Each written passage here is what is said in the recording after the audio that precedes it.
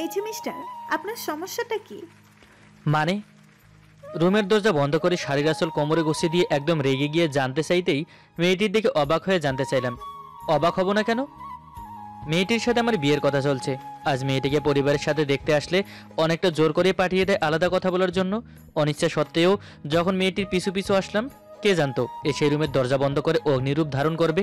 বেশ অবাক হয়ে কিছুটা ভয় নিয়েই মেয়েটির দিকে তাকিয়ে ভয়ে ভয়ে বললাম, বাবা, এত রাগ আর তেজি মেয়ে প্রথমবারই এমন কথা?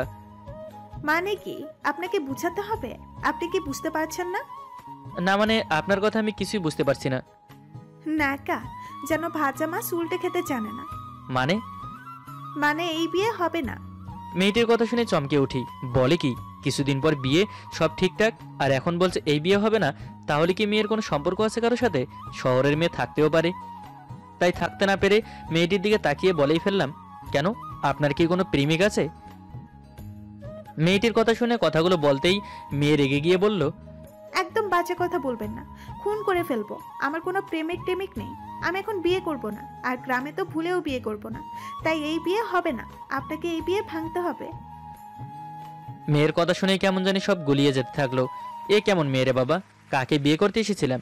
বিয়ে না হতে এত কিছু, আর বিয়ে হলে না জানি কার কপালে কি আছে। মেয়েটির রাগি রাগি মায়াবী চোখের দিকে তাকিয়ে আকাশ পাতাল ভাবছি। তখনই মেয়েটি বলল, এই যে, কথা বলছেন না কেন? ভাবছি এখন কি বলবো। কি বলবো মানে? আমার কথা শুনে বেশ অবাক হয়ে জানতে চাইলো। বেশ স্বাভাবিকভাবেই বললাম, আঙ্কেলকে গিয়ে বলবো আপনার মেয়ের বিয়েতে ইচ্ছে নেই, তাই এ বিয়ে হবে না। কি পাগল নাকি? এই কথা ভুল করেও বললে একদম খুন করে ফেলবো। তাহলে? মেয়েটির রাগী চোখ দিকে ভয়ে তাকিয়ে জানতে চাইলাম। এমনিতে এখানে আসার পর থেকে ভয়ে ছিলাম। বন্ধুদের কাছে শুনেছি মেয়ে দেখতে গিয়ে কত রকম অভিজ্ঞতা হয়েছে, তাদের কথা শুনে কিছুটা ভয় ছিলাম। আর এখানে এসে তো দেখি আরও ভয়ঙ্কর অবস্থার সম্মুখীন হতে হলো। কেন, কোনো রকমে এখান থেকে ফিরে যেতে পারলেই হয়। যে মেয়েরে বাবা, আর ভুল করেও শহরের মেয়েদের বউ করার ইচ্ছে নেই। এত শহরের মেয়ে না, যেন সাক্ষাৎ ডাকাত। আমার দিকের আগে কটমট করে তাকিয়ে বলল, বলবেন আমাকে আপনার পছন্দ হয়নি, তাই এই বিয়ে করতে পারবেন না। কিন্তু আমি তো। কিসের কিন্তু? যা বলেছি সেটাই। জি। ভাইয়া, হবু ভাবিকে নিয়ে আসতে বলেছে। মেয়েটির রাগী চোখ দেখে মাথা নেড়ে সম্মতি দিতেই বাহিরে ছোট বোনের ডাক শুনতে পেলাম। মেয়েটির দিকে আরেক নজর তাকিয়ে দরজা খুলে দিতেই ছোট দাঁত বের করে হাসতে থাকে। ওকে দেখেই গা জ্বলে যাচ্ছে। যা কিছু হয়েছে তা সব কিছুর জন্যই দায়ী হারামিটা। রুম থেকে বের হয়ে সোজা ড্রয়িং রুমে এসে হাজির হলাম। আমার পিছু পিছু মেয়েটিও বেশ ভদ্রভাবে এসে হাজির, যেন ভাজা মাছ উল্টে খেতে জানে না। এদিকে আব্বু আম্মু বিএনবিআই ডাকা শুরু করে দিয়েছেন। আব্বু অনেক আগে থেকে ঈশিতার আব্বুকে চিনেন, শুধু চিনেন বললেও ভুল হবে, দুজনে দুজনের ভালো বন্ধুও বটে। ও, ঈশিতা হচ্ছে আমার হবু বউ। তবে এখন সেটা হবু বউ হচ্ছে কিনা বলা যাচ্ছে না, কেননা আব্বু আম্মু অলরেডি বৌমা করে ফেললেও ঈশিতার এই বিয়েতে ইচ্ছে নেই, তাই বিয়েটা হবে না সেটাও বলা যাচ্ছে না। ঈশিতা বেশ কয়েকবার রেগে আমার দিকে তাকালেও আব্বুকে কথাটা বলতে গিয়েও বলতে পারিনি। বাসায় গিয়ে বলবো মনে মনে ঠিক করে রেখেছি। একটা সময় বিদায় নিয়ে বাসার উদ্দেশ্যে রওনা হলাম। দূর ভালো। আম্মু আসার সময় আবার জোর করে ঈশিতার হাতে 1000 টাকার নোট গুঁজে দিল। বেশ কয়েকবার নানা করলেও আম্মু বলল, রাখো তো, তুমি আমার ছেলে বউ না, শুধু আজ থেকে আমাদের বাড়ির মেয়েও। আম্মুর কথা শুনে ঈশিতা আর চোখে আমার দিকে তাকিয়ে টাকাটা রেখে দিল। আমার 1000 টাকা গঞ্জে গেল। কি দরকার ছিল এত আধিক্যতা দেখানোর জন্য? আম্মু তো জানে না যে তাদের বাড়ির বউ হয়ে এ মেয়ে যাচ্ছে না, জানলে হয়তো টাকা দিত না। বাসায় আসার পথেই রুবি তার ভাবির গান গুনগান গাইতে গাইতে কানটা ঝালাপালা করে দিল।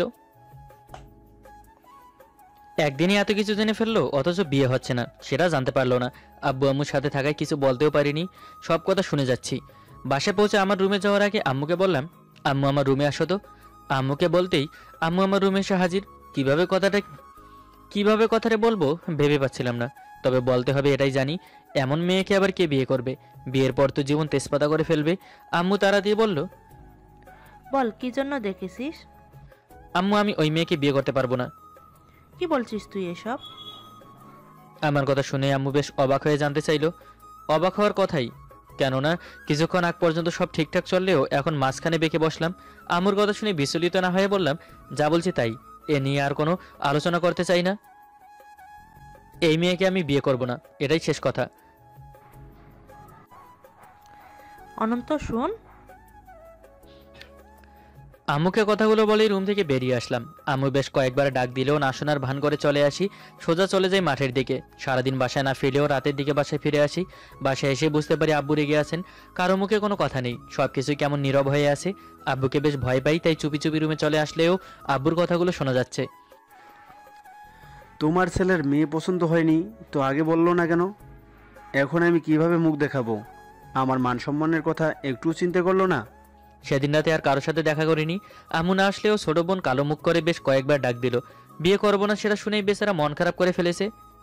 কত আশা ছিল বিয়েতে। থাক থাক, যখন বিয়ে করব তখন না হয় পূরণ করব ইচ্ছেগুলো। দুদিন চলে গেল, আব্বুর সামনে একবার পড়িনি। আম্মু অনেকবার বোঝাতে চেষ্টা করলো, অনেকবার জানতে চেষ্টা করলো কেন বিয়ে করব না, তবে প্রতিবারই বলতে গিয়ে চুপ হয়ে গেছি। বাবারে বাবা, যে মেয়ে যদি ভুল করে বিয়ে করে ফেলি, না হয় কি করে বসে। খুব সকালবেলায় ঘুম ভেঙে যায় ফোনের শব্দে। আধো ঘুমে ফোন রিসিভ করতে ওপাশ থেকে বলে উঠল, কি যে এত বেলা অবধি কিসের ঘুম? মেয়েলি কণ্ঠ শুনে কিছুটা চমকে উঠি। এমনভাবে তো ডাকার কেউ নেই। আর এত সুন্দর করে তাও আমাকে। বেশ কিছুক্ষণ চুপ হয়ে গেলাম। আবার স্বপ্ন দেখছি না তো? না, আমি তো সজাগই আছি। আমার তন্দ্রা কাটে ওপাশের থেকে ফের কণ্ঠ শুনে। ওপাশ থেকে বেশ ঝাঁঝালো কণ্ঠে যেন বলল, আপনার সাথে কিছু কথা আছে। কে আপনি? আর আমার সাথে আপনার কিসের কথা? একসাথে এত প্রশ্ন? আমি আপনার ছোট বোনের হবু ভাবি বলছি। কি? মেয়েটির কথা শুনে এক ঝটকায় শোয়া থেকে উঠে বসে পড়লাম। চোখের ঘুম যেন মুহূর্তের মাঝে হারিয়ে গেল। বলে কি এই মেয়ে? আমার নাম্বার কোথায় পেল? আর হঠাৎ করেই কেন ফোন করে দেখা করতে বলল? মনের মাঝে তখনও হাজারো প্রশ্ন ঘুরপাক খাচ্ছে। ঈশিতা তখন মিষ্টি হাসি দিয়ে বলল, জি হ্যাঁ। আমার সাথে কেন দেখা করতে চাচ্ছেন? সেটা সময় হলেই জানতে পারবেন। আজ বিকেল 4টায় দেখা হচ্ছে, মনে থাকে জানো? এই যে শো। কিছু বলার আগে ফোনটা কেটে দিল।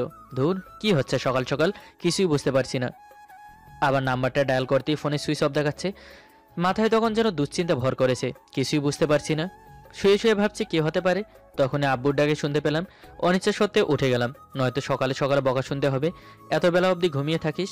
ও, আমি অনন্ত। পড়াশোনা শেষ করে চাকরির জন্য ছুটবো, তখনই বাসায় বিয়ের জন্য উঠে পড়ে লাগে। যখন অনেক কষ্ট করেও বোঝাতে পারছি না, তখন বাধ্য হয়ে রাজি হতে হলো। আব্বুর একটাই কথা, পড়াশোনা শেষ করে চাকরি করতে হবে এমন কোনো কথা? আমার ব্যবসার দেখাশোনা করলেও হবে। আর ঈশিতা হচ্ছে আব্বুর বন্ধুর মেয়ে, সবেমাত্র অনার্স দ্বিতীয় বর্ষে শেষ করেছে। মেয়েটি দেখতে খারাপ না, শ্যামলা গরণ মায়াবী চেহারা, যেন প্রথম দেখায় প্রেমে পড়ে যায়। যখন রুবির কাছ থেকে ছবি নিয়ে দেখি, তখন দেখে স্বপ্নবন্দি শুরু করি। কে জানতো স্বপ্ন দেখার আগেই ভেঙে যাবে। মায়াবী চেহারার আড়ালে একটা ডাইনি বসবাস করে। স্যার কিছু লাগবে? হঠাৎ করে ওয়েটার এসে বলল, সেই কখন থেকে অপেক্ষায়। কারোর জন্য অপেক্ষাকে যেন পৃথিবীর সব থেকে কঠিন কাজ। আর এখন আমি সেই প্রতীক্ষায় প্রতীক্ষমান আছি। কিছু না বলে ফিরিয়ে দিলাম। সেই কখন থেকে অপেক্ষায় আছি। 4টা বেজে 15 মিনিট, এখনো আসার খবর নেই কারো। শুধুমাত্র ফোন পেয়ে দেখা করতে চলে এসেছি। এটা যে নেহাত বোকামি করে ফেলেছি বোঝাতে পারছি। বিরক্ত হয়ে যাচ্ছি। সেই কখন থেকে বসা। চলে যাব তখনই এক সুন্দরী রমণী এসে বলল, আপনি কি মিস্টার অনন্ত? জি, তবে আপনাকে তো ঠিক চিনতে পারছি না। আমার কথা শুনে মেয়েটি হাসি মুখে হাত বাড়িয়ে বলল, আমি নীলিমা, ঈশিতার বান্ধবী। আমি অনন্ত। মেয়েটির কথা শুনে আমি হাসি মুখে হাত বাড়িয়ে দিলাম। তবে কিছুটা খটকা লাগছে। তাই হঠাৎ করে ঈশিতা না এসে বান্ধবী কেন আসলো? ঈশিতার বান্ধবী আমার দিকে তাকিয়ে বলল, ঈশিতার মুখে আপনার সম্পর্কে সব জেনেছি, তবে কি? আর ঈশিতা কোথায়? আমার কথা শুনে মুচকি হেসে বলল, ওই যে আপনার ঈশিতা আসছে। নীলিমার কথা শুনে তাকাতেই বেশ হাসি খুশি মনে হেসে হেসে কথা বলে এগিয়ে আসতেছে ঈশিতা। তবে ঈশিতা একা নয়, সাথে একজন ছেলে, খুব সম্ভবত একই বয়সে হবে, কিংবা একই সাথে পড়াশোনা করে। তাহলে কি ঈশিতার? না না, কি ভাবছি সেটা কি করে সম্ভব? ঈশিতা তো বলেছে কারোর সাথে সম্পর্ক নেই। তাহলে কি মিথ্যা বলেছিল? ঈশিতাকে দেখে ভাবছি, তখনই নীলিমা বলে উঠল, কি এত মনোযোগ দিয়ে কি দেখছেন? কিছু না। ঈশিতার ছেলেটিকে পাশাপাশি বেশ মানিয়েছে, তাই না? নীলিমার কথা শুনে বেশ কিছুক্ষণ তাকিয়ে রইলাম, যেন বুকের মাঝে কেউ আঘাত করছে। যাকে নিয়ে রোজ স্বপ্ন দেখা, সেই মানুষটিকে অন্য কারো পাশে দেখব, সেটা তো ভাবতেও পারিনি। গলাটা কেউ যেন ধরে রেখেছে। কথা বলতে গিয়েও কথা বলতে পারছি না। নীলিমার দিকে তাকিয়ে দুরু দুরু কণ্ঠে মাথা নাড়িয়ে বললাম, হ্যাঁ, অনেক সুন্দর মানিয়েছে। জানেন, আমি অনেকবার বলেছি, তবে আমার কথা বিশ্বাস করতে চায় না। সেই কবে থেকে বলছি, তোরা দুজনে অনেক তো প্রেম করলি লুকিয়ে লুকিয়ে, এখন বিয়েটা করে ফেল। নীলিমা আমার দিকে তাকিয়ে কথাগুলো বলতে থাকে, যেন কাটা গিয়ে নুনের ছিটা। নীলিমার কথাগুলো ঠিক এই মুহূর্তে মনে যেন কাটার মতো বিচ্ছে। কিছু বলতেও পারছি না, আবার চুপ করেও থাকতে পারছি না। নীলিমা কথাগুলো বলছে আর মুচকি মুচকি হাসছে, যা আমার অসহ্য লাগছে। ঈশিতা ছেলেটির হাত ধরে হাসি মুখে সামনে এসে দাঁড়ালো, যা দেখে শরীর জ্বলে যাচ্ছে। ইচ্ছে হচ্ছে কান বরাবর একটা চড় দিয়ে জিজ্ঞেস করি, সেদিন তো বড় গলায় বলেছিলি লাইফে কেউ নেই, তাহলে এই ছেলেকে? আর এত হাত ধরে হাঁটার ইচ্ছে কেন? নাকি আমাকে দেখানোর জন্য? ঈশিতার দিকে বেশ কিছুক্ষণ তাকিয়ে দেখে অন্যদিকে তাকাতে ঈশিতা বলে উঠল, সরি, আসতে একটু দেরি হয়ে গেল, প্লিজ কিছু মনে করবেন না। না না ঠিক আছে, কোথায় দেরি হলো? আচ্ছা, পরিচয় করিয়ে দিই, ও হচ্ছে। থাক ঈশিতা, আমি বলেছি। ঈশিতা বলতে চাইলো, নীলিমা বাধা দিয়ে বলল। নীলিমার কথা শুনেই মুখে ঈশিতা ছেলেটির দিকে তাকিয়ে বলল, রাসেল, ও হচ্ছে অনন্ত, যাকে তোমার কথা বলেছিলাম। ও তার মানে ছেলেটির নাম রাসেল। আমার কথা আগেই বলে রেখেছে, বাহ ভাবা যায়। আর এটা বললো না তাদের মাঝে এত সুন্দর সম্পর্ক আছে। মনে মনে কথাগুলো বলে যাচ্ছি, তখনই ছেলেটি হাত বাড়িয়ে দিল। ভদ্রতার জন্য আমিও হাত বাড়ালাম। ওয়েটারকে বলে খাবার দিতে বললাম।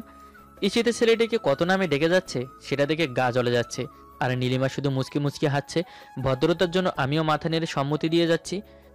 বাবু, এইটা খাও, ওইটা খাও। ঈশিতার 32 দাঁতের বাবুকে দেখে গা জ্বলে যাচ্ছে। ভাবছি কখন এখান থেকে যেতে পারবো।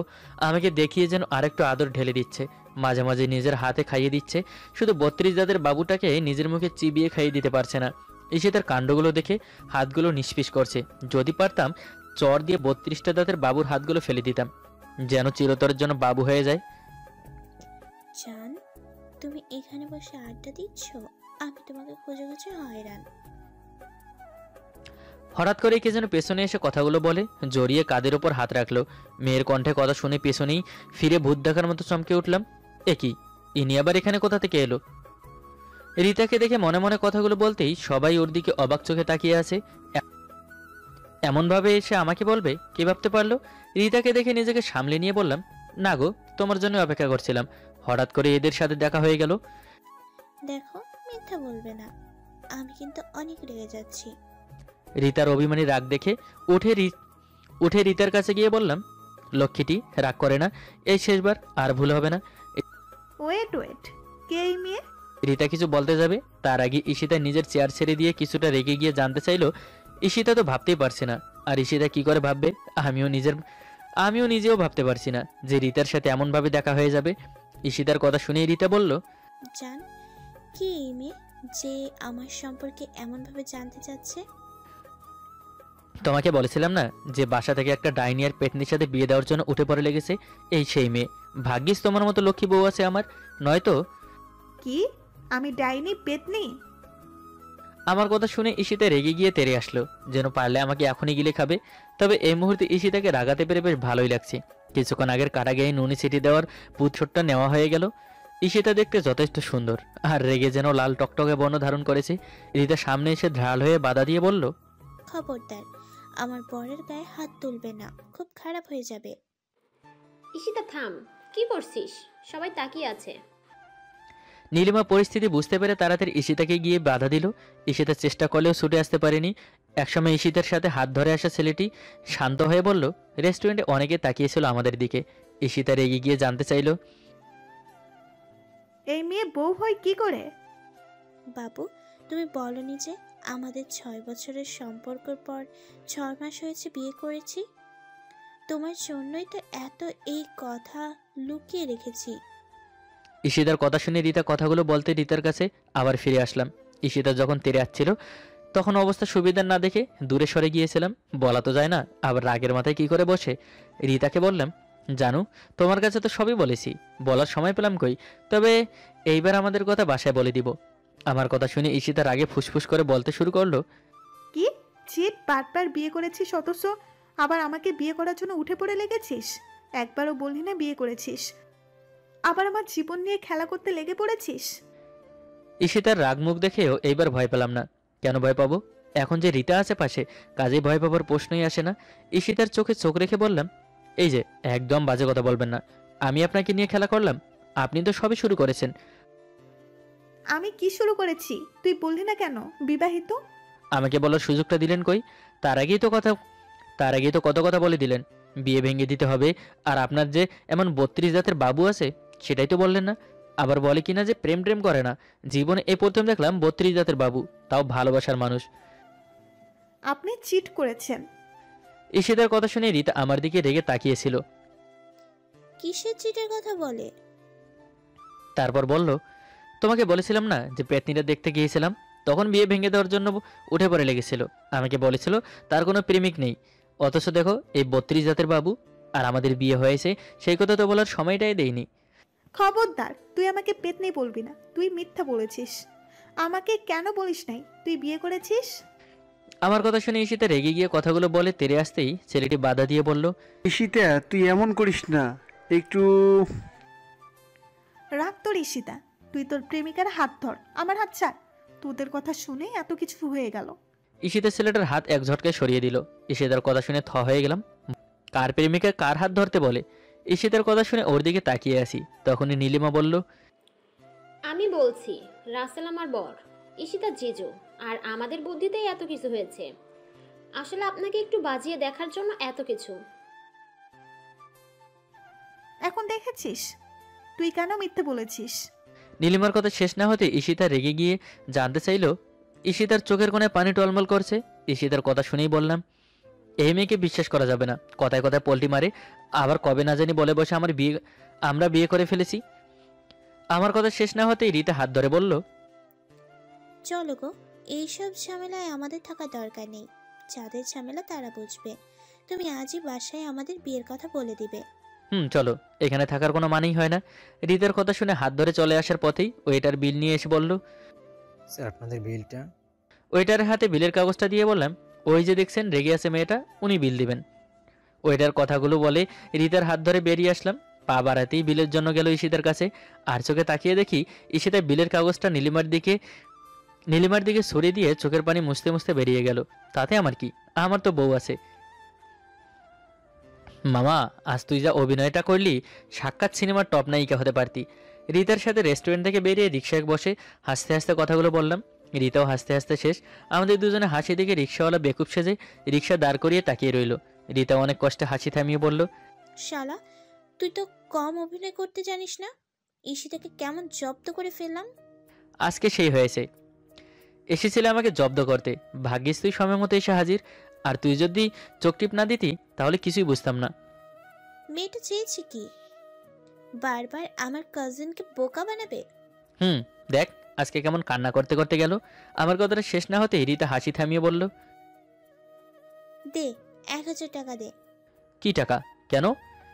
বারে, তোর জন্য এত সুন্দর অভিনয় করলাম আর ট্রিট দিবি না? তাই বলে 1000? রিতার কথা শুনে চমকে উঠলাম। বলে কি? আমাকে চমকে দিয়ে বলল, জি, বন্ধুদের সাথে ঘুরতে যাব তাই। তোর রেস্টুরেন্টের বিল বাঁচিয়ে দিলাম। আর 1000 টাকা দিতে পারবি না? আবার হবু বউয়ের সাথে দেখা করতে চলে যাও। যা, এত টাকা নেই, দিতে পারবো না।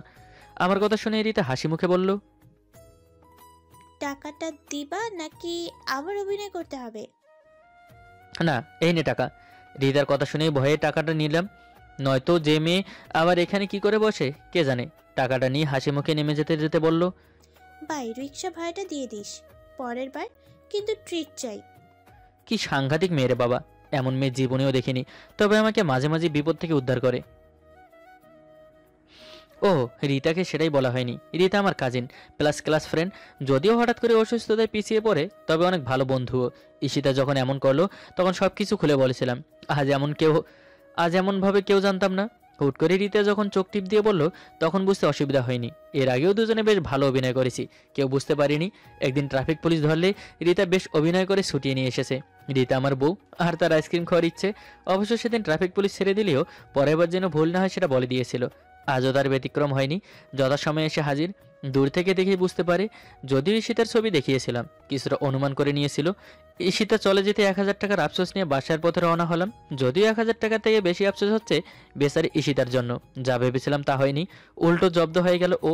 বাসায় আসতে পারিনি। বন্ধুদের সাথে দেখা হয়ে যাওয়ায় তাদের সাথে আড্ডা দিতে চলে গেলাম। সন্ধ্যায় বাসায় ফিরতে আম্মু ডাক দিল। আম্মুর ডাক শুনে কাছে যেতেই জিজ্ঞেস করলো, তুই নাকি বিয়ে করেছিস? তোমাকে এই কথা কি বললো? যা জানতে চাচ্ছিস সেটার উত্তর দে।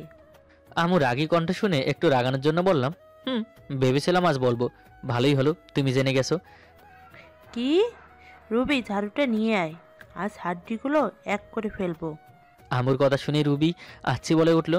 এই সেরেছে, ফাজলামো করতে গিয়ে দেখি নিজের বিপদ ডেকে আনলাম। নিজেকে বাঁচানোর জন্য দৌড়ে গিয়ে রুমের দরজা লাগিয়ে দিতেই কেউ বলে উঠলো, আসুন মহারাজা, আপনার অপেক্ষায় ছিলাম। কথা শুনে পেছনে তাকিয়ে ভূত দেখার মতো চমকে উঠে চিৎকার করে উঠলাম। একাকে দেখছি খাটের ওপর পা তুলে বসে আছে। ভূত! দ্বিতীয়বার চিৎকার করার আগে দৌড়ে এসে মুখটা জাপটে ধরে বলল, একদম চিৎকার করবি না, আমি ভূত না তোর জম। মুখ থেকে হাত সরাতেই তুতলিয়ে জানতে চাইলাম, তু হ্যাঁ আমি। আমি না তো কে থাকবে? বউ তো রুমে থাকে, তাই না? আমি বিয়ে কখন করলাম? আমার কথা শুনে হাসি মুখে বলে উঠল, কেন? আজ না তুমি বললা আমাকে বিয়ে করছো? কি? আমি তোরে বিয়ে করেছি মানে? তুই এখানে আসলি কি করে? আমার রুমে কি করে আসলি? রিতাকে থেকে ভূত দেখার মতো চমকে উঠি। সেই সাথে রিতার মুখে কথাগুলো শুনে আকাশ থেকে পড়লাম, বলে কি এই মেয়ে? রিতা তখন বলল, আমার ঘরে আমি না তো কে থাকবে? দেখ সবসময় ইয়ার কি ভালো লাগে না। আমি কি ইয়ার্কি করছি নাকি? মানে? আমার কথা শুনে রিতা পেয়ে যায়। রিতাকে সরাতে চেষ্টা করলেও সরাতে পারছি না। রিতা পা জড়িয়ে ধরে অশ্রু চোখে বলে, ভাই তোর পায়ে পড়ি, তুই আমাদের সম্পর্কটা বাঁচা। মানে কি? ভাই তুই আমাকে বউ হিসেবে সবার সামনে মেনে নে, তাহলেই হবে। কি? রিতার কথা শুনে চমকে উঠি। বলে কি এই মেয়ে মাথা ঠিক আছে নাকি? আবার বন্ধুদের সাথে ঘুরতে যাবে সেই জন্য টাকা চাওয়ার নতুন ধান্দা। রিতার কথা শুনছি, কিছুই মাথায় যাচ্ছে না। সব কিছু যেন কেমন হয়ে যাচ্ছে। শালি যখনই বন্ধুদের সাথে ঘুরতে যাবে তখনই এসে বান্দা হাজির। বেশ কয়েকবার বলেছি আমি কোনো টাকা দিব না। আমার কথা শুনেই প্রতি উত্তরে রিতার একটাই কথা, বারে, তুই হলি আমার বন্ধু, সেই সাথে আমার ভাই। যদিও চাচাতো ভাই, তাতে কি, একই রক্তের যে। রিতার কথা শুনেই মাঝে মাঝেই বলি, তোর ভাই দেখে কি টাকা দিতে হবে? আর আমার চাচার টাকা নিতে পারিস না? তোর বয়ফ্রেন্ডের কাছে টাকা চাইতে পারিস না? আমার কথা শুনে দাঁত বের করে হাসি দিয়ে বলে, হ্যাঁ হ্যাঁ, বাবার টাকা সে কতবার নিব? প্রতি মাসেই তো নিচ্ছি। শুনতে পারলে আম্মু ঝাড়ু পেটা করবে। আর বিয়ের পর ভালোবাসা মানুষের টাকাই তো আমার টাকা, তখন তোর সব টাকা শোধ করে দিব। এখন ওর কাছে টাকা চাইবো কেন? এখন কথা কম বলে টাকা দে। রিতার সাথে কথা না পেরে টাকা দিতেই হয়। শালা এমন হারামি বোন জীবনেও দেখিনি। রিতার সাথে থেকে রুবিটাও আজকাল কেমন হারামি হয়ে যাচ্ছে। বিয়ের পর না জানি বরের জীবন তেনা তেনা করে ফেলে। এই তো একদিন হুট করেই দোকানে এসে হাজির। আব্বু বাসায় গেছে, তখন রিতা এসে হাজির। রিতা এসেই বলা শুরু, এই অন্তত 500 টাকা তো দে। রিতার কথা শুনে চমকে উঠি। কি এত বড় স্পর্ধা? আমার নাম ধরে ডাকে। রিতার ভাবসাব দেখে মনে হচ্ছে কোনো লাট সাহেব আর আমি কর্মচারী। রিতার কথা শুনে রেগে গিয়ে বললাম, তোর সাহস কি করে হলো আমার নাম ধরে ডাকার? আর কিসের টাকা দিব? সরি, ভুল হয়েছে ভাই, 5 টাকাটা দে। এই তো লাইনে আসছিস, যা ভাগ এখান থেকে। টাকা নেই। টাকা কি কাছে ধরে যে চাইলে দিয়ে দিব? আমার কথা শুনে রিতা বেশ রেগে গেল। রেগে গিয়ে বলল, কি টাকা দিবি না? না দিব না, যা ভাগ। দেখ ভালো হচ্ছে না কিন্তু। তুই যা পারিস কর। আমার কথা শুনে রিতা রেগে জোরে জোরে কথা বলতে শুরু করলো। কে জানতো তার মাথায় যেমন বুদ্ধি খেলা করছে। বেশ কিছুক্ষণের মধ্যে আশেপাশে মানুষের এসে ভিড়, সবাই এসে হাজির। অবাক হয়ে রিতার কাণ্ড কারখানা দেখছি। তখনই রিতা সবার কাছে বলল, আমি নাকি 1000 টাকার নোট ভাঙানোর জন্য দিলেও তার টাকা ফেরত দিচ্ছি না। রিতার কথা শুনে বনে গেলাম, কি বলে এই মেয়ে? আমার কথা কেউ তখন বিশ্বাস করছে না। প্রমাণস্বরূপ 1000 টাকার নোট যে ড্রয়ারে রেখেছি সেটাও বলল। আমার মাথায় কিছুই কাজ করছে না। তখন বুঝতে পারলাম যে যখন 1000 টাকার নোট রেখেছি তখন সেটা খেয়াল করেছে। কিছুক্ষণ পরে আব্বু এসে হাজির। শেষমেশ যখন আব্বু শুনলো তখন হেসেই শেষ। অবশ্য আব্বু বুঝতে পেরেছিল। সেই থেকে রিতার অনেক কাণ্ডের সাক্ষী। এই মেয়েকে বিশ্বাস করা যায় না, কি জানি আবার কোন মতলব নিয়ে এসেছে। কোনো কিছু না ভেবে মানিব্যাগ রিতার দিকে দিয়ে বললাম, ভাই তোর হাতে ধরি, যা টাকা লাগে এখান থেকে নিয়ে যা, লাগলে আরও দিব। যেখানে ইচ্ছে বন্ধুদের সাথে ঘুরে আয়, বাসায় যা বলার আমি বলবো। তুই এমন ইয়ার কি করিস না। দেখ এমনি ভয়ে আর টেনশনে আসি। আর মানিব্যাগ আমার হাতে ফিরিয়ে দিয়ে বলল, রাখ তোর টাকা, আগে আমাকে এই বিপদ থেকে উদ্ধার কর, তা না হলে আমি সবাইকে বলে দিব তুই বিয়ে করেছিস আমাকে। তুই এমন করছিস কেন? কি হয়েছে? আমার কথা শুনে রিতা বলা শুরু করলো, তোর কাছ থেকে টাকা নিয়ে বান্ধবীদের সাথে আড্ডা দিতে আইসক্রিমের দোকানে চলে যাই। সেখানে গিয়েই তো যত ঝামেলা হয়েছে। কি? রিতার কথা শুনেই চোখ বড় বড় করে জানতে চাইলাম। রিতা তখন কান্না কান্না কণ্ঠে বলতে শুরু করলো, কে জানতো তোর হবু বউ এমন ডাইনি?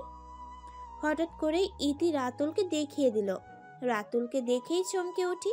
সাথে তোর হবু বউ, কি যেন নাম? ও ঈশিতা, রাতুলের সাথে বসা। দেখেই রাগ উঠে গেল। কে?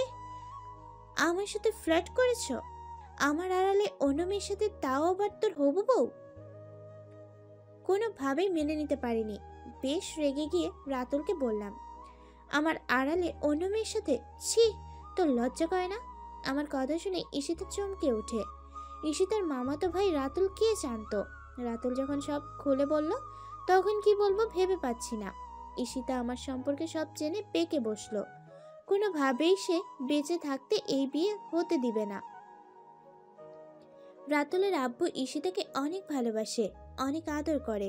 শেষে উপায় না পেয়ে সব কথা খুলে বললাম আর হাতে ধরে ক্ষমা চাইলাম। এমন ভুল হবে না। এমন মেয়ে যে আমাকে হার মানতে হলো। বস, তোর কপালে শনি আছে। এই মেয়ে তোর পিছু লেগেছে। রিতার কথা শুনে চুপ হয়ে গেলাম। হাত থেকে মানিব্যাগটা পড়ে গেল। এই এখন মেয়ের পাল্লায় পড়লাম। রিতার দিকে বেশ ভয়ে ভয়ে তাকিয়ে জানতে চাইলাম, কিন্তু তুই এখানে কেন? আর ঈশিতা কি চায়? ঈশিতাই নিয়ে এসেছে। আর হয় আজকে সবার সামনে সত্যিটা বলে বলবি আর ঈশিতাকে বিয়ের জন্য রাজি হবি, নয়তো আমার রাতুলকে হারাতে হবে। আমি পারবো না। রিতার কথা শুনে সাথে সাথে না করে ফেললাম।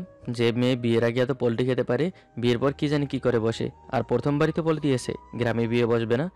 আমার কথা শুনে রিতা পায়ে পড়ে গেল। পায়ে পড়ে বলতে লাগলো, ভাই তোর পায়ে পড়ি, প্লিজ না করিস না। তুই ঈশিতাকে বউ করে নে। রিতার কথা শুনে ভাবছি এখন বিপদে পড়লাম। কোন মেয়ের পাল্লা পড়লাম? হঠাৎ করে বাইরে থেকে আব্বুর চিৎকার শুনতে পেলাম। দরজা খুলতে বারবার চিৎকার করে যাচ্ছেন। কিছু বলার আগে রিতা দরজা খুলে দেয়। একে একে আম্মু, আব্বু, চাচি, রুবি, সবশেষে সেই পেত্নী ঈশিতে এসে হাজির। সবাই চুপ করে চিড়িয়াখানা বাদর দেখার মতো আমাদেরকে তাকিয়ে রইল। আম্মু এসে হুঙ্কার দিয়ে জানতে চাইলো, কি শুনছি এসব? ছি, তুই এমন করবি ভাবতেও পারিনি। আম্মুর কথা শুনে একবার হৃদয়ের দিকে আর বার ঈশিতের দিকে তাকালাম। তারপর আম্মুকে বললাম, আম্মু তুমি কি ওদের কথা বিশ্বাস করে ফেলেছো? ওরা কি মিথ্যা কথা বলছে? আর সব কিছু তো আমার নিজের চোখেই দেখা। আমাদের ছেলে হয়ে এমন কাজ করলি? একবারও মান সম্মানের কথা ভাবলি না? আম্মু কথাগুলো বলেই কান্না শুরু করে দিল। আম্মুর কান্না দেখে চুপ হয়ে গেলাম। কোনোভাবেই বোঝাতে পারছি না আমার কথা শুনতেই চাচ্ছে না কেউ। এই হচ্ছে মেয়েদের নিয়ে এক সমস্যা। একবার কান্না শুরু করলে থামার লক্ষণ নেই। হিমালয় গলে পানি হয়ে যাবে, তবু যেন তাদের কান্না থামবে না। কি করব ঠিক এই মুহূর্তে কিছুই মাথায় আসছে না। আম্মুকে কিছু বলতে যাব, ঠিক তখনই আব্বু এসে হাজির। আব্বুকে দেখে গলার পানি শুকিয়ে গেল। এই কাজ সেরেছে। যদি আব্বু জানতে পারে, না জানি আবার কপালে কি আছে। আব্বুকে দেখে ভয়ে ঈশিতার পেছনে দাঁড়ালেও ঈশিতা সরে যায়। ঈশিতা সরে যেতেই আব্বু বলে ওঠে, এখন এই মেয়ের পিছনে কেন লুকাস? যখন আমাদের না জানিয়ে বিয়ে করে ফেলেছিস তখন মনে ছিল না? আব্বু তুমিও? চুপ কর বেয়াদব। আর একটাও কথা বলবি না। যা করার তা করেই ফেলেছিস। আমাদের মান সম্মানের দিকে একবারও তাকালি না। আব্বু ধমক শুনে চুপ হয়ে গেলাম। আব্বু যে অনেক রেগে আছে তাই কোনো কথা বলা যাবে না। ইচ্ছা হচ্ছে ঈশিতা ডাইনি আর রিতাকে থাপ্পড় দিয়ে দাঁতগুলো ফেলে দিতে। তাদের জন্য এত কিছু, আর আমরা এত কথা শুনতে হচ্ছে। সব থেকে বেশি রাগ হচ্ছে ঈশিতার প্রতি। কত বড় হারামি যে নিজে এত কিছু করে, এখন আমাকে খলনায়ক বানিয়ে নিজে থেকে সবার কাছে নায়ক বনে গেল। ও না না, নায়িকা হবে। নিজের মনে মনে কথাগুলো বলছি, তখন আব্বু বলে উঠল, এই জন্য ঈশিতাকে বিয়ে করতে চাসনি? ভাগ্যিস মেয়েটার লোক জানার আগেই আমাদের বলে দিয়েছে, নয়তো মান সম্মান সব ধুলে মিশে যেত। একবারও জানানোর কথা ভাবলি না? এতটাই পড়ছিলাম। আব্বুর কথা শুনে থ হয়ে গেলাম। বলে কি? সত্যি কাহিনীটা তো কাউকেই বলতে পারছি না, কেউ শুনতেও চাচ্ছে না। শব্দ আমার। আর ওইদিকে রিতা হারামিটাও চুপ করে আছে। মনে মনে নিজের আপদ গুনে যাচ্ছি। না জানি কত কিছু গুনতে হবে। কার মুখ দেখে যে ঘুম থেকে উঠলাম জানি না। এমন হবে জানলে কে করতে যেত অভিনয়। আর ঈশিতাও যে কম না সেটা বেশ বুঝতে পারলাম। রিতাকে ভয় দেখিয়ে যা ইচ্ছা করছে, এর শেষ দেখে নেব। আম্মু তখন কান্না কান্না কণ্ঠে বলল, এখন কি হবে? আম্মুর কণ্ঠ শুনেই আব্বু ধমক দিয়ে বলল, তোমার ন্যাকামি কান্না বন্ধ করো তো। তোমার ছেলেকে জিজ্ঞেস করো এখন কি করবে? আব্বুর কথা শুনে মনে কিছুটা সাহস পেলাম। এই তো এখন মোক্ষম সময়, এখনই যা করার করতে হবে। আমাকে এত জ্বালিয়ে নিজের খুব হাসি তামাশা করা, এখন দেখো তোমাদের কি হাল করি। মনে মনে কথাগুলো বলছি, তখন আব্বু রাগী কণ্ঠে জানতে চাইলো, কি মনে মনে বিড়বিড় করছিস? কি বলেছি কানে যায় না? আব্বু আমি রীতাকে বউ করে ঘরে আনতে চাই। আমার কথা শুনে যেন রীতা পায়ের মাটি সরে গেল। আর চোখে রীতা আর ঈশিতার দিকে তাকিয়ে দেখি ঈশিতার মাথায় যেন আকাশ ভেঙে পড়ছে। চোখে মুখে কেমন বিস্ময় ভাব। এমন কথা বলবো ভয় তো ভাবতে পারিনি। আমার কথা শুনে সবাই চমকে ওঠে, চোখগুলো বড় বড় করে তাকায় আমার দিকে। এমন কিছু বলে ফেলবো ধারণার বাইরে ছিল, যেন ভয় আর কান্না পেয়ে বসলো। রীতার দিকে তাকিয়ে দেখতেই আব্বু আমাকে ফের বলল, রীতার আব্বুর সাথে কথা বলি, দেখি বিয়েটা পারিবারিকভাবে যত তাড়াতাড়ি সম্ভব করিয়ে ফেলি। আম্মুর দিকে ফিরে বলল, তুমি রীতাকে তোমার ঘরে নিয়ে যাও। ঈশিতা, মামুনি আমাদের ক্ষমা করে দিও। আর এই বাদরটা যে বাসার বাইরে যেতে না পারে। আব্বুর কথা শুনে ঈশিতা বলে উঠল, না আঙ্কেল, এসব কি বলছেন? যা ভাগ্যে ছিল না তা কিভাবে পাবো? দিকে আর চোখে তাকিয়ে রইল কিছুক্ষণ। ঈশিতার চোখের দিকে তাকিয়ে দেখি চোখের পানি। আমার দিকে আর চোখে তাকিয়ে রীতাকে ঈশিতা বলল, তোমরা সুখী হও, আর তোমাদের বিয়েতে দাওয়াত দিতে ভুলে যেও না। আমি নিজের হাতে সাজিয়ে দিতে চাই। ঈশিতা কান্না অনেক কষ্টে থামিয়ে রাখলেও বুঝতে অসুবিধা হয়নি। রীতাও চুপ হয়ে গেল। কি থেকে কি হয়ে গেল ভাবতে পারিনি। আব্বু তখন ধমক দিয়ে বলল, এখনো দাঁড়িয়ে আছো কেন? আব্বুর ধমক শুনে আম্মু রীতাকে আর ঈশিতাকে নিয়ে রুম থেকে বের হয়ে গেল। আব্বুও রেগে রুম থেকে বের হয়ে গেল। তবে রুবি যায়নি। সবাই চলে যেতে এতক্ষণে রুবি বলে উঠল, ভাইয়া এমন একটা কাজ করলি, আমাকেও একবার জানানোর ইচ্ছে হলো না? আমাকে তো একবার বলতে পারতি। রুবি কথাগুলো বলে চলে যেতে চাইলে পেছন থেকে ডাক দিলাম। রুবিকে ডাক দিয়ে নিজেই কান্না ভেঙে পড়লাম। কি হতে কি হয়ে গেল আমি নিজেও জানি না। আব্বু আর চাচ্চু যে মানুষ, নির্ঘাত বিয়েটা দিয়ে দিবে। একটু মজা করতে গিয়ে সব শেষ করে ফেলেছি। রীতার জীবনটাও নষ্ট হয়ে যাবে। কান্নায় চোখের পানি ধরে রাখতে পারিনি। আমার কান্না দেখে রুবি অবাক হয়ে যায়। অবাক হয়ে আমার কাছে জানতে চাইলো, কি হয়েছে? তুই এমন ভাবে কান্না শুরু করলি কেন? রীতার কথা শুনে কান্না থামিয়ে একে একে সব কথা খুলে বললাম। আমার কথা শুনেই চমকে উঠে বলল, কি? তুই আগে সব বলিস নাই কেন? রুবির কোনো কথার উত্তর দিতে পারিনি। রুবিও চুপচাপ রুম থেকে বের হয়ে যায়। একদিন পরেই বিয়ে ঠিক হয়ে যায় রীতার সাথে। তবে রুম থেকে একটু বের হয়নি, কারোর সাথে কথা হয়নি, রীতা বা ঈশিতার সাথেও না। রুবি যখন খুশি হয়ে বিয়ের খবর জানালো, তখন সবকিছু অন্ধকার দেখতে শুরু করি। মাথায় অনেক কিছু ঘুরতে থাকে। কখনো বাসা থেকে পালিয়ে যাওয়া, কিংবা সবাইকে সত্যিটা বলে দেওয়া। তবে কোনো কিছুই হয়ে ওঠেনি। সময় দেখতে দেখতে কিভাবে চলে যায়। আমার বিয়ের সময় চলে আসে অনিচ্ছা সত্ত্বেও বাবার মুখের দিকে তাকিয়ে বিয়েটা করতে হলো। যখন কাজী সাহেব বিয়ে পড়ালেন, তখন কিছুই শুনতে পাইনি। মাথায় হাজারো দুশ্চিন্তা, শুধু মাথা নাড়িয়ে গেলাম। খুব ভালোভাবে বিয়েটা হয়ে গেল। একে একে সবাই চলে গেলে রুবি আমার রুমে পৌঁছে দিতে এগিয়ে এলো। সাথে আমার একমাত্র বন্ধুও আছে। রুমের দিকে পা চলছে না। কিভাবে যাব? যেখানে বসে যে অন্য কারো বসে থাকার কথা, সেখানে এখন অন্যজন, যাকে কোনোদিনও অন্য চোখে দেখিনি। রুবি দরজায় দিয়ে পাঠিয়ে আমাকে বলল, যা, তুই অনেক ভাগ্যবান। তোর ভালোবাসা তোর কাছেই রইল। আবার বউ পেয়ে ভুলে যাস না, ট্রিট পাওয়া রইল। রুবির কথা শুনে মলিন মুখে হাসি দিতে চেষ্টা করলাম। রুবিকে বিদায় দিয়ে দরজা বন্ধ করে দ্রুত এগিয়ে গেলাম রীতার দিকে। কি বলবো ভেবেই পাচ্ছি না। আর কোনো মুখেই বা বলবো। অনেক সাহস নিয়ে তারপর বললাম, দেখ রীতা, এত কিছু হয়ে যাবে জানতাম না। কখনোই ভাবিনি আমার জন্য তোর জীবনটা নষ্ট হয়ে গেল, তোর ভালোবাসা হারিয়ে গেল। সব কিছুর জন্য আমি দেই। পারলে আমাকে ক্ষমা করে দিস। আর তুই যদি চাস তাহলে তোর ভালোবাসার মানুষের সাথে কথা বলে আমি সব ব্যবস্থা করে দিব। একদমে কথাগুলো বলতেই রীতা মাথার ঘোমটা ফেলে দিয়ে রেগে তাকালো। মাথার ঘোমটা ফেলে দিতেই ভূত দেখার মতো চমকে উঠে বলি, মনের অজান্তে অস্ফুটে বলে উঠি, তুমি? আমার কথা শুনে ঈশিতা হুঙ্কার ছেড়ে একদম কাছে এসে পাঞ্জাবির কলার ধরে। ঈশিতার শ্বাসটুকু বুঝতে পারছি। রেগে গিয়েই বলল, আমি না তো কে থাকবে? বিয়ে করার সময় কান কই ছিল যে মেয়ের নামটাও শুনতে পাসনি? না জেনেই বিয়ে করতে পাগল হয়ে গেলি? কি ভেবেছিলিস তোকে এত সহজেই ছেড়ে দিব? ঈশিতার রাগী চোখ দেখে ভয়ে ভয়ে বললাম, না মানে। আর না মানে করতে হবে না, তোর জন্যই এত কিছু হয়েছে। ফের যদি কখনো এমন করেছিস তো তোর হাত পা ভেঙে দিব। ঈশিতা কথাগুলো বলে কান্না শুরু করে দিল। ঈশিতার কান্না দেখে চুপ হয়ে গেলাম। কি করবো ঠিক বুঝতে পারছি না। ঈশিতা কান্না থামিয়ে নিজে নিজে একে একে সব বলতে লাগলো। বিয়ে যখন ঠিক, তখনই রুবি আব্বুর কাছে সব কথা খুলে বলে। আব্বু সব শুনে রেগে আগুন হয়ে যায়। তবে রুবির জন্য কিছু বলতে পারেনি। হাজার হোক আদরের মেয়ে বলে কথা। তখন রুবি আর আম্মু মিলে বাকি কাজ সম্পূর্ণ করেন। মানে আমার সাথে ঈশিতার বিয়ে আর রীতার সাথে তার ভালোবাসার মানুষটির বিয়ে। যদিও এখন আমার বিয়েটা হচ্ছে, রীতারটা পরে হবে। আব্বু যে ভালোবাসেই আম্মুকে বিয়ে করেছে, তাই ভালোবাসার মূল্যটা ঠিক বোঝেন। ঈশিতার মুখে সব কথা শুনেই হেসে বলে উঠলাম, যাক, রুবির জন্য সব ঠিকঠাক হলো, নয়তো। নয়তো কি? বিয়ে করার সময় হুঁশ ছিল না? কাকে বিয়ে করিস? ঈশিতা রেগে গিয়ে জানতে চাইলে কয়েকবার পিছিয়ে গেলাম।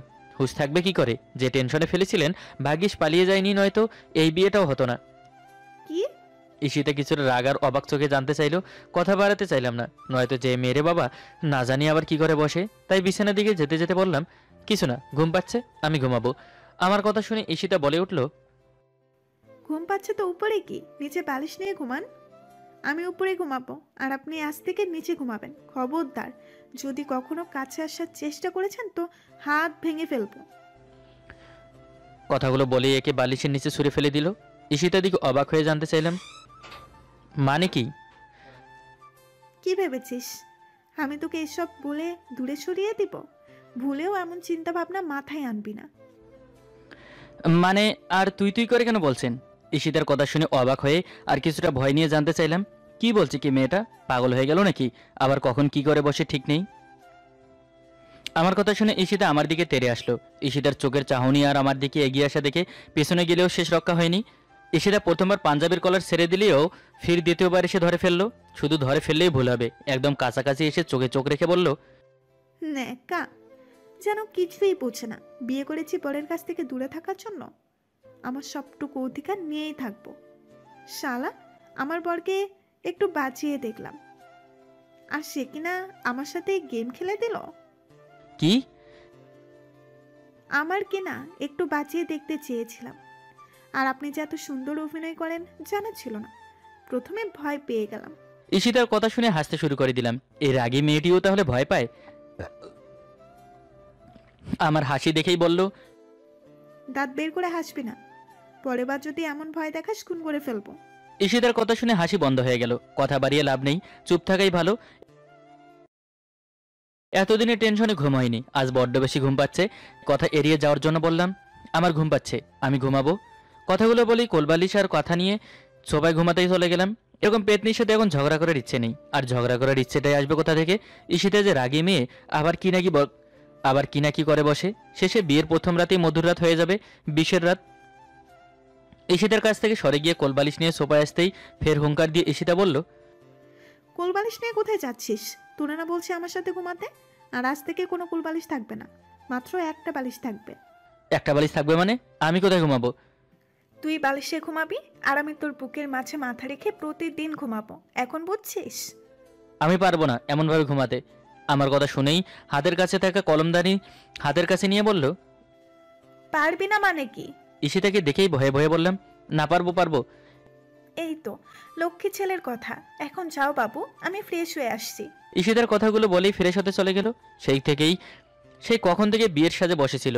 ঈশিতার কথা শুনে মাথা ঘুরতে শুরু করলো। এ কেমন মেয়ে বিয়ে করলাম রে! এখনই এই দশা, আরও তো বাকি জীবন পরে আছে। বন্ধুদের মুখে শুনেছি বিয়ের প্রথম রাত নাকি মধুর হয়, আর আমার তো দেখি পুরোই উল্টো। ঈশিতার সাথে কথা না বাড়িয়ে বাধ্য ছেলের মতো উপরে এসে ঘুমালাম। যদিও কোলবালিশ নিয়ে ঘুমানোর ইচ্ছে ছিল, তবে ঈশিতার জন্য সেটা বাদ হয়ে গেল। আমার আবার কোলবালিশ ছাড়া ঘুম আসে না। বিছানায় একপাশে শুয়ে কথাগুলো ভাবছি, তখনই বুঝতে পারি ঈশিতা বিছানায় আসলো। ইচ্ছে থাকলে অনিচ্ছায় অন্যদিকে ফিরে শুয়ে রইলাম। কি জানি আবার কি করে। হঠাৎ করে ঈশিতা বলে ওঠে, এই যে মিস্টার, কি ভাবছেন?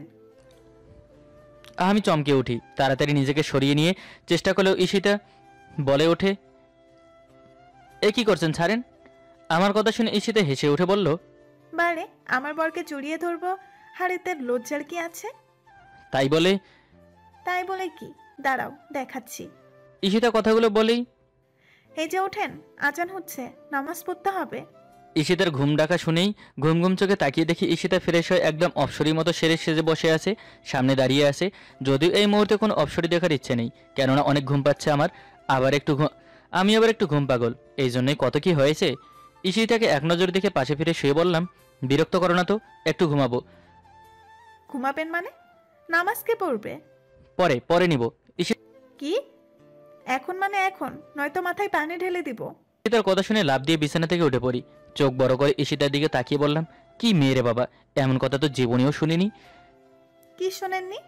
আমি তো আপনার মতো মানুষ জীবনেও দেখিনি যে এত সুন্দর ঘুমাতে পারে, সামনে সুন্দরী বউ দেখেও। সুন্দরী না একটা পেতনি। কি বললি? না কিছু না, নামাজ পড়বো সেটা বললাম। আমার স্বাদের ঘুম হারিয়ে গেল। আগে জানলে এমন বিয়ে করতাম না জীবনেও। সারা জীবন অবিবাহিতের কাতারে নাম লিখিয়ে রাখতাম। অনিচ্ছা সত্ত্বেও বাধ্য ছেলের মতো উঠে ফ্রেশ হয়ে নামাজ পড়তে চলে গেলাম। কথা বাড়িয়ে লাভ নেই। আর যদি পেতনিটাও বলে ফেলতাম তাহলে হয়েছে। নামাজ পড়ে আবার ঘুমাতে চলে গেলাম, যদিও এবার নিজের ইচ্ছেতেই ঈশিতার কাছে টেনে নিলাম। কতক্ষণ ঘুমিয়েছিলাম জানা নেই। হঠাৎ করে ঈশিতার ডাকে ঘুম ভাঙে। সকালে নাস্তা খাওয়ার জন্য যেতে বলল। ঈশিতাকে দেখে কাছে নিতে চাইলে সেটা বুঝতে পেরেই বুকের মাঝে আলতো করে কিল দিয়ে পালিয়ে গেল। পেছন থেকে ধরতে গিয়েও ধরতে পারিনি। এখন তো পালিয়ে গেলে পরে এবার প্রতিশোধটা নিয়ে নেব। ঈশিতাকে কথাগুলো বললেই দরজার আড়ালে মুখ থেকে ভেঙচি কেটে চলে গেল। সবার সাথে নাস্তা করে বসলেও ঈশিতা উল্টো দিকে বসলো।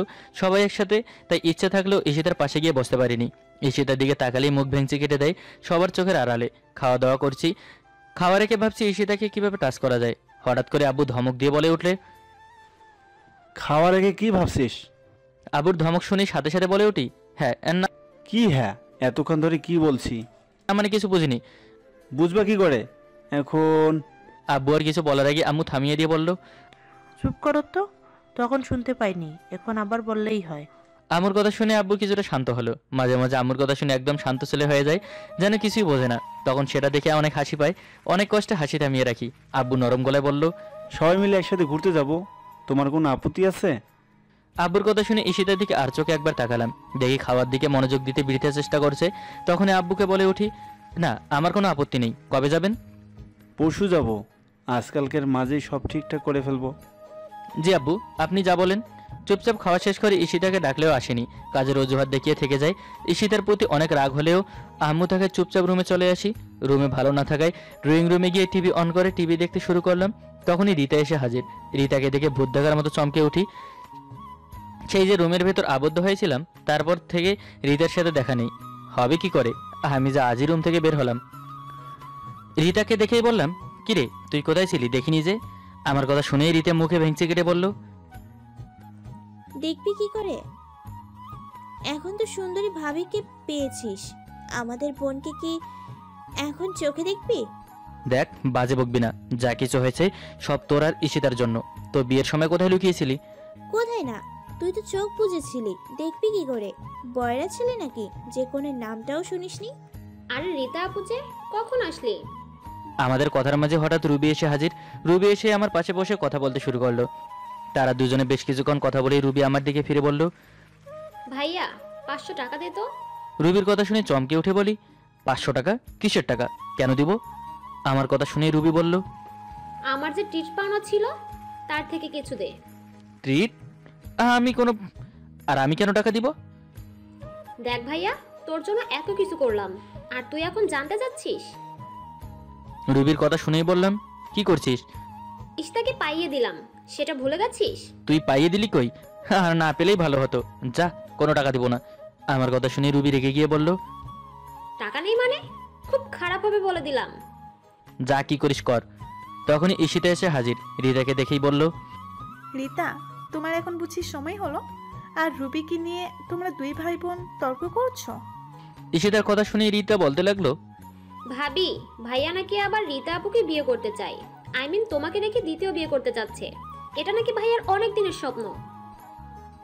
রুবির কথা শুনে থ হয়ে গেলাম। বলে কি মেয়েটা, আমাকে এখন বিপদে ফেলার ধান্দায় আছে? 500 টাকার জন্য এত বড় মিথ্যা কথা? ঈশিতার দিকে ভয়ে ভয়ে তাকিয়ে ঢোক গিলে বললাম, ঈশিতা তুমি চুপ কর, তোরে বেশ ভালো করেই জানি তোর আবার বিয়ে করার ইচ্ছা নাই। রুমে চল, তোর দ্বিতীয়বার বিয়ে করার শখ মেটাবো। ঈশিতা, রুবি ডাহা মিথ্যা বলছে। ওই মিথ্যে বলছে নাকি তুই বলছিস? রুমে চল। ঈশিতার কথাগুলো বলে হাত ধরে রুমের দিকে টানতে টানতে নিয়ে যেতে থাকলো। ঈশিতার দিকে অসহায়ভাবে তাকালেও ঈশিতার কোনো মায়া দয়ার লক্ষণ নেই। কে যে বলেছে এমন দাজ্জাল মাইয়ারে বিয়ে করার জন্য, না জানি কপালে আজ কি আছে। রুবি আর রীতার দিকে একবার রেগে তাকালাম। দুজনেই দেখি মিটিমিটি হাঁটছে। একবার পেয়ে নেই, তোদের মজা দেখাবো। এমন বরের কাছে বিয়ে দেবো না যে 3 বেলা নিয়ম করে পেটাবে।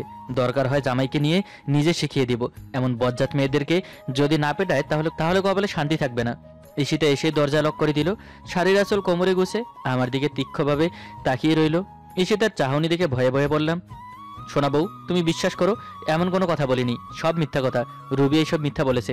হঠাৎ করে ঈশিতা হুঙ্কার দিয়ে বলে উঠল, শালা, রুবি মিথ্যা বলেছে নাকি তুই বলছিস? আবার ইচ্ছে হলে বিয়ে করাবো, তবে আমার অধিকার একটুও ছাড় দেব না।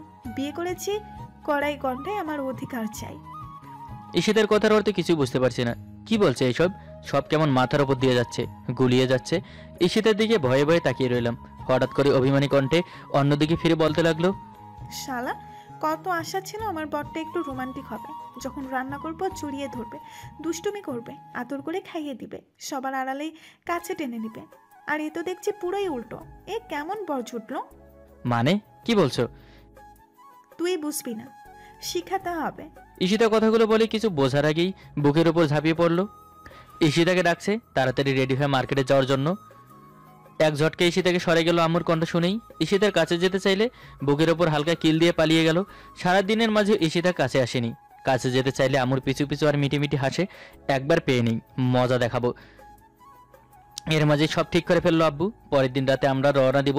ঈশিতা আম্মুকে রান্নার কাজে সাহায্য করছে। বেশ কয়েকবার গিয়েও ব্যর্থ হয়ে ফিরে আসি। যখন রান্নাঘরে বারবার যেতে থাকি তখন আম্মু বলে ওঠে, তো বিড়ালের মতো ঘুরঘুর করছিস কেন? যা, রান্না হলে খেতে দিব। আম্মুর কথা শুনে ঈশিতার দিকে তাকালাম। কি দরকার ছিল রান্নাঘরে আসার? আম্মু তো বারণ করেছিল নতুন বউ রান্না করতে হবে না। অবশ্য ফিরে আসার ইচ্ছে ছিল না। তবে ঈশিতা রাগি চোখে আর আম্মুর ধমক শুনে মন খারাপ করে ফিরে আসি। সেটা দেখে ঈশিতা হেসেই শেষ। রাতের খাবার খেয়ে রুমে এসে চুপচাপ টিভি দেখছি। ঈশিতা আম্মুর কাছে হেল্প করে এসে আমার পাশে বসলো। ঈশিতাকে দেখেও না দেখার ভান করে টিভির দিকে তাকিয়ে রইলাম। হঠাৎ করে ঈশিতা বুকের মাঝে মাথা দিয়ে বলল, ওরে আমার জানো, রাগ করেছে বুঝি? কথা বলতে না চাইলেও জোর করে জড়িয়ে ধরে। হঠাৎ জোর করে টিভি রিমোট নিয়ে বলে, এসব খেলা দেখে কি শিখছো? রোমান্টিক কিছু দেখতে পারো না? তাহলে তো রোমান্টিক হতে পারো। কথাগুলো বলেই সেই বিখ্যাত জলসার টিভি সিরিয়ালে নিয়ে গেল। ঈশিতার দিকে চাইতেই, না থাক, এত কিছু বলার দরকার নেই। সারাদিন ব্যস্ততা শেষে পরের দিন রওনা দিলাম। আমাদের গাড়ি নষ্ট। বিদায় বাসে যেতে হলো। ঈশিতা জানালার পাশে বসলো। বাতাস এসে ঈশিতার চুলগুলো এলোমেলো করে দিল। বারবার ঈশিতার মুখ ঢেকে যাচ্ছিল। অপূর্ব সুন্দর লাগছিল। মাঝে মাঝে চুলগুলো সরিয়ে দিয়ে অপলকভাবে তাকিয়ে রইলাম। এত সুন্দর। ঈশিতার চুলগুলো বারবার মাথার কাছে চলে আসে। ঈশিতা বাহিরের দিকে অপলক দৃষ্টিতে তাকিয়ে রইল। চাঁদের আলোয় মন মাতানোর দৃশ্য। অনেক দুষ্টুমি করে রাস্তায় কাটলো। মাঝরাতে ঈশিতা বুকে মাথা রেখে ঘুমিয়ে পড়ে। খুব ভোরবেলায় পৌঁছে গেলাম। সবাই ফ্রেশ হয়ে রেস্ট নিয়ে চলে গেলেও ঈশিতার পাগলির জন্য বাধ্য হয়ে রুমে থেকে বের হতে হলো। বিশাল সমুদ্র দেখে যেন ছোট ছোট শিশু পানি দেখলে যেমন খুশি হয়, তার থেকেও বেশি নিষেধ সত্ত্বেও পানিতে ভিজলো। শুধু একা নয়, আমাকেও ভেজালো। অনেক হইচই করে কাটলো। 3 দিন থাকার কথা। বাইরে বের হলে অবুজ শিশুর মতো বায়না ধরে গোসল করবে, ওখানে এখানে যাবে। আর রুমে এসে শুরু হয় আরেক অত্যাচার। বাবু, আমার জ্বর আসবে, একটু জড়িয়ে ধরো, তোমার বুকে মাথা রেখে ঘুমাবো। ওর অত্যাচারে ঘুমের 12টা বেজে গেল। সেই সাথে শান্তিরও। কে যে বলেছিল শহরে রোমান্টিক মেয়ে বিয়ে করার জন্য আর এত রোমান্টিক হতে হয়? একবার ঈশিতাকে বেশ রেগে ধমক দিয়ে বলেছিলাম, জ্বর আছে, তখনই তো বারণ করেছিলাম এত গোসল করতে হবে না। কে শুনে কার কথা? আমার কথা শুনে অভিমান করে কান্না কান্না কণ্ঠে বলল, তুমি আমাকে বকা দিয়েছো। কিছু বলার আগেই কান্না শুরু করে দেয়। অনেক কষ্টে সেই কান্না থামালাম। যদি কেউ জানে হানিমুনে এসেছি তারপর বউ কান্না করছে, মান সম্মান সব শেষ। তার থেকে অত্যাচারগুলো মেনে নেওয়াই ভালো। আমারও তো অনেক ভালো লাগে। পরের দিন আবার শুরু হলো। সবার সাথে ঈশিতা গোসল করছে। আমি ছাতার নিচে বসে আছি। ঈশিতা ছেলে মানুষই দেখছি। তখনই পাশ থেকে একজন বলে উঠল, ভাই হানিমুন এসেছেন বুঝি? লোকটির কথা শুনে চমকে উঠে পাশ ফিরে দেখি আমার সমবয়সী হলেও কেমন হতাশার ছাপ। মাথা নেড়ে সম্মতি জানিয়ে বললাম, হ্যাঁ ভাই। তখন লোকটি বলল, ভাই জীবনটা তেনা তেনা করে ফেললো। আগে জানলে বিয়ে করতাম না, বউয়ের বায়না শেষ হয় না। এই দেখেন এখন গোসল করছে, মাঝরাতে হুট করে বায়না ধরে গান শোনাতে। ভাই আগে জানলে হানিমুন নামক এই কথা মুখেও আনতাম না। লোকটি এক গাদা ফিরিস্তি দিল। অনেক হতাশা মনে হচ্ছে বইয়ের অত্যাচারে। মনে মনে বলতে ইচ্ছে হলো, ভাই আসেন কপালে ঘষা দেই, আপনার দেখেও কম নাই আমি। তখন ঈশিতা ডাক দিল গোসল করতে। কিছু না বলে মুচকি এসে চলে গেলাম। কিছুক্ষণ পর দেখি লোকটিও মলিন মুখে আসলো। বেশ কিছুক্ষণ গোসল করে রুমে চলে আসি। তবে আজকের গোসল বেশি হয়ে যায়, যার দরুন ঠান্ডা লেগে যায়। তখন তো আরো বিপদে। ঈশিতার কি শাসন! কে বলেছিল তখন গোসল করতে? এটা করো না, ওটা করো না, এটা খাও, ওটা খাও। তখন নিজেকে মনে হলো জেলখানার আসামি। বাসায় ফিরে আসি সবাই মিলে। বাসায় এসে ঈশিতা চলে গেল ফ্রেশ হতে। তখনই রুবি বলে, ভাইয়া, ঈশিতা ভাবি তো অনেক রোমান্টিক, তোর কত খেয়াল রাখে, ভাগ্য গুণে পেয়েছিস। রুবির কথা শুনেই বলে উঠলাম, রোমান্টিক না ছাই, আমার জীবনটা তেজপাতা করে ফেলেছে। এটা করো, ওটা করো না। বাবারে বাবা, আগে জানলে শালার বিয়েই করতাম না। কি? ভাবির নামে এই কথা? আমি এক্ষুনি বলছি। এই শোন। তখন ঈশিতা এসে কোথা থেকে হাজির, আমার দিকে রেগে তাকিয়ে বলতে লাগলো, কয়বার ডাক দিলাম, কানে যায়নি। এখনই রুমে এসে ঈশিতার কথা শুনে ভয়ে ভয়ে তাকালাম। শুনে ফেললো না তো? রুবি দেখে মুসকি মুসকি হাসছে। ঈশিতার সাথে রুমে আসতে দরজা লক করে বলল, ওখানে বসে কিসের কথা হচ্ছিল? রুমে আসার মনে থাকে না? না মানে। না মানে কি? কোন শাড়িটা পরবো চয়েস করো। ঈশিতার কথা শুনেই রেহাই পেলাম। যাক, কিছু শুনতে পাইনি, ভয় পাবার কিছু নেই। ঈশিতার দিকে তাকিয়ে মুচকি হেসে নীল শাড়ি হাতে নিয়ে বললাম, এটা তোমাকে ভালো মানাবে। রোমান্টিক না চাই। যেই ধরতে যাবে এক ধাক্কায় সরিয়ে দিয়ে পালিয়ে গেল। ঈশিতা ধরতে গিয়েও ধরতে পারিনি। চলে যাওয়ার দিকে তাকিয়ে রইলাম। যাওয়ার সময় তাড়াতাড়ি ফ্রেশ হয়ে রেডি হয়ে বলল, আজকে বাইরে খাবো সবাই মিলে। ঈশিতা চলে যেতে বাধ্য ছেলের মতো রেডি হয়ে গেলাম। সব কিছু পর ঈশিতা ফিরে আসলে ধরা দেয়নি, মুচকি এসে চলে যায়। ঈশিতাকে আজ অপূর্ব সুন্দর লাগছে নীল শাড়িতে। সবাই একসাথে রেডি হয়ে বাইরে যাওয়ার জন্য নিচে নামতে রুবি আর রীতা এসে হাজির। রীতা আর রুবিকে দেখে দূরে সরে গেলাম। না জানি হারামি দুইটা আবার কি মতলব করে আছে। মনে আছে দুইটার বাদরামি শাস্তি। রুবিকে তো আম্মুর চোখের আড়াল হতেই দেয়নি। আম্মুকে বলেছিলাম, দেখো আম্মু, অচেনা জায়গা, রুবিকে একা ছেড়ে দিও না, না জানি আবার কোন বিপদ হয়। আমার কথা শুনে রুবিকে এক মুহূর্তের জন্য হাতছাড়া করেনি। রুবির আনন্দটাই মাটি হয়ে যায়। সেই থেকে রুবি আমার ওপর খেপে আছে। আর রিতার তো ফোনই জব্দ করে রাখি, সেই সাথে চাচির চোখের আড়াল হতে দেয়নি। রিতা যখন ফোনের দিকে নজর, তখন চাচিকে দেখিয়ে বলেছিলাম, এত ফোনের দিকে তাকিয়ে থাকে কেন, চোখগুলো নষ্ট হয়ে যাবে, কি আছে এই ফোনে। আর ওকে দেখে রাখবেন, দেশের পরিস্থিতি ভালো না। তারপর বাকিটা ইতিহাস। এক ঝটকায় ফোন কেড়ে নিল, চোখের আড়াল হতে পারিনি। তারা দুজনেই খেপে আছে আমার ওপর। এর প্রতিশোধ নিয়ে ছাড়বে। ওদের দেখছি আর নিজের বিপদ গুনে যাচ্ছি। না জানি মনে মনে কি ফোন দিয়ে আসছে, আর চোখে আমার দিকে তাকিয়ে আছে। মনে মনে ঈশিতার কথা ভাবছি, এখন না জানি কোথায় আছে। ঈশিতা থাকলে ধারে কাছে আসা সাহস পাবে না। হুট করেই কে যেন এসে হাত ধরে ফেললো। পাশ ফিরে তাকাতেই দেখি ঈশিতা। আমার চোখ পড়তে লজ্জায় মাথা নিচু করে ফেললো। সবার আড়ালেই জড়িয়ে ধরলাম, কপালে স্পর্শ করে বললাম, আমার শহরে রোমান্টিক বউ, এমনভাবে বাকিটা সময় পাশে থাকলেই হবে। ঈশিতা লজ্জা কণ্ঠে বলল, বিয়ে করেছে কি ছেড়ে যাওয়ার জন্য? হ্যাঁ। তখনই রুবি এসে ফিসফিস করে বলল, ভাইয়া, কিসের এত রোমান্টিক কথা বলিস? রুবিকে ধমক দিয়ে বললাম, সেটা তোর শুনতে হবে না, আমার বউ শুনলেই হবে। তুই তোর রাস্তা মাপ, তাই না বউ? আমাদের কথা শুনে রুবি মুখ ভেঙচি কেটে চলে গেল। হয়তো ভেবেছিল একটা ঝগড়া লাগাবে, তবে সেটা হয়নি। যতই ইতরামি করো, এখন সেটা বোঝা হয়েছে। দুজনের দিকে তাকিয়ে এক অপূর্ব হাসি দিয়ে পথ চলা শুরু করি। সবার চোখ ফাঁকি দিয়ে আর শহরটা ঘুরে দেখব। দুজনে রিক্সায় পাশাপাশি বসে কিংবা হাতে হাতে রেখে পিচ ডালা পথে হাঁটবো। পাশে যে রোমান্টিক বউ, এমন রোমান্টিক বউ পাশে থাকলে আর কি চাই।